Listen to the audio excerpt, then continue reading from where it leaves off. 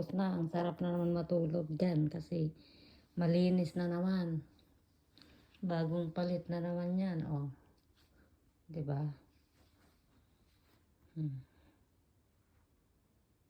Bagong palit ang bed. Rebes kasi ngayon, 1 linggo, oh. Diba? 3 yung unan ko, sa asawa ko 1 lang.